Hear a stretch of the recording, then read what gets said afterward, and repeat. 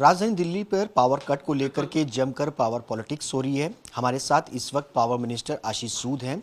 Sir, Delhi के पूर्व मुख्यमंत्री अरविंद केजरीवाल और आतिशी पिछले 2 दिन से लगातार दिल्ली में पावर कट क्राइसिस को लेकर के सरकार पर हमलावर हैं। देखिए, एक वीडियो उन्होंने डाला है, जो वीडियो जगतपुर एक्सटेंशन का है। वहाँ की एक स्थानीय घटना के चलते कुछ समय के लिए वहाँ बिजली नहीं थी। अरविंद केजरीवाल जी ने कल सुबह 8:25 के आसपास ट्वीट किया कि दिल्ली में अब बीजेपी के आने के बाद बिजली जाने लग गई। मगर जो अरविंद केजरीवाल जी ने वो ट्वीट पंजाब से किया था, अपने भाई भगवंत मान के साथ, जहां 8 PM के बाद कुछ होता ही नहीं है। उन्हें ये मालूम नहीं था कि बिजली परसों रात को ही 10 बजे वहां वापस रीइंस्टेट हो गई थी। ऐसी घटना कहीं पर भी इतने बड़े नेटवर्क में हो सकती है। कोई भी ये नहीं कह सकता कि कभी भी कोई हादसा बिजली के नेटवर्क में नहीं हो सकता। पेड़ गिर सकता है, मकान बनते समय कुछ हादसा हो सकता है। कुछ हादसा हुआ, बिजली गई, ठीक हो गई। और अरविंद केजरीवाल जी इस तरीके से जब बताने की कोशिश करते हैं कि बीजेपी के राज में बिजली जाने लग गई, हमारे राज में तो कभी बंद ही नहीं होती थी। तो मैंने एक आंकड़ा जारी किया।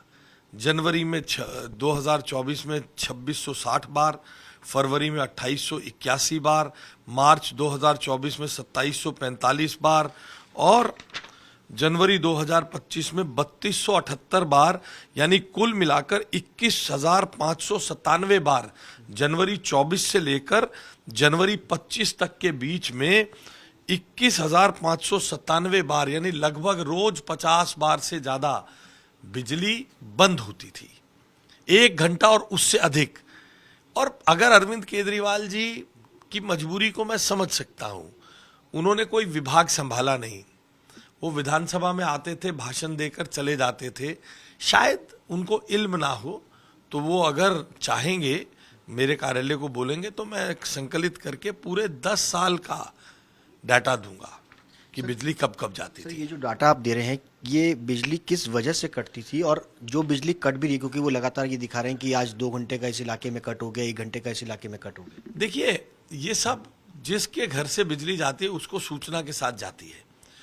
हर गर्मी में और हर सर्दी में कुछ समय के लिए समर एक्शन प्लान और विंटर एक्शन प्लान के लिए बिजली कंपनियां तारों की मेंटेनेंस के लिए, ट्रांसफार्मर्स की मेंटेनेंस के लिए, बाकी इंफ्रास्ट्रक्चर को ठीक करने के लिए, कोई जॉइंट है तो उसे कसने के लिए, ट्रांसफार्मर में तेल डालने के लिए प्लान्ड आउटेजेस करते हैं। ये जहां भी बिजली का सिस्टम है विश्व भर में, अपने सिस्टम को ऑगमेंट करने के लिए बिजली के सिस्टम को बंद करके ही ठीक किया जा सकता है। नंगी तार, बिजली चलती तार पर लटक कर उसे ठीक नहीं किया जा सकता। मगर अरविंद केजरीवाल जी पंजाब में हैं, जहां 8 PM के बाद कुछ भी वो करते हैं, उनके मित्र और भाई जो जैसी बातें करते हैं, तो वो अगर कोई बात कर रहे हैं तो मैं उसमें कोई टिप्पणी नहीं करना चाहता हूँ। वो उनका राइट है, वो किसी भी तरह का झूठ बोलने को अभी अभी अपनी राजनीतिक जमीन दोबारा तलाशने की कोशिश कर रहे हैं, कुछ भी कर सकते हैं।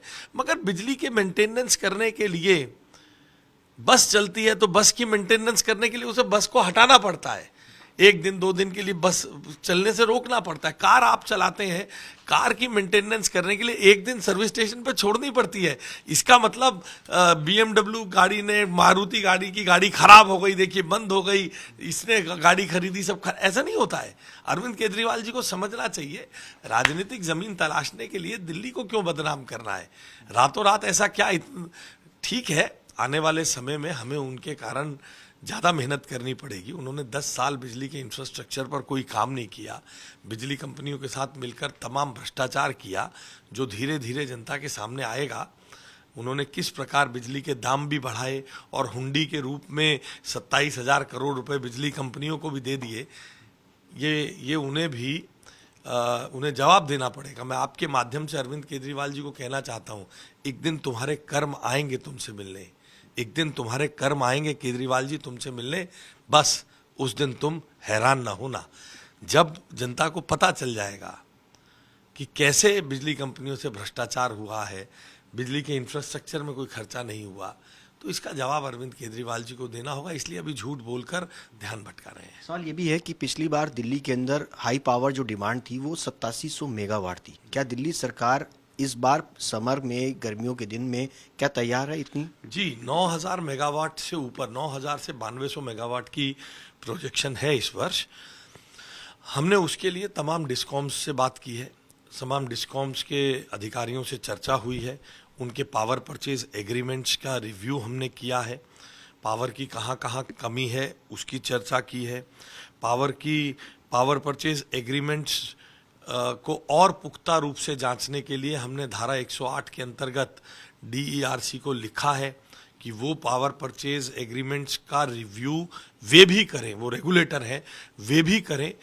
उसके अतिरिक्त जो ओपन मार्केट से बिजली त्वरित तौर पे शॉर्ट टर्म पावर परचेज करनी पड़ती है, उसके लिए हमने केंद्र सरकार से अनुमति के लिए लिखा है। हमने एक कंट्रोल रूम बना दिया है, जिस कंट्रोल रूम में सभी डिस्कॉम्स और DTL के लोग रहेंगे 24 घंटे, क्योंकि जैसे जैसे बिजली बढ़ती है तो कोई फीडर गर्म हो रहा है तो उसको कब बाईपास करना है, तो 24 घंटे वहाँ पर इंजीनियर्स रहेंगे जो उसका निर्णय कर लें। अगले दिन 2 घंटे तक तो फैसला होने तक तो फीडर गिर सकता है।